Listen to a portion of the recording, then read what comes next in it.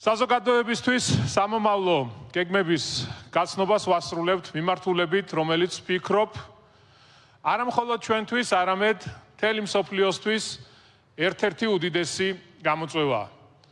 ეს არის ტრანსპორტისა და ურბანული განვითარების პოლიტიკის მიმართულება, რომელიც ჩვენთვის უკვე მიღწეული გარკვეული შედეგიც არის და, რა თქმა უნდა, სამომავლო გამოწვევაც.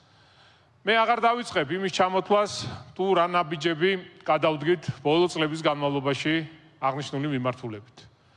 ამ ყველაფერზე ჩვენს მიერ შესრულებული სამუშაოები მეტყველებს. ქალაქში მაგალითად აღარ მოძრაობს ტრანსპორტი, რომელიც კრიტიკას ვერ უძლებდა.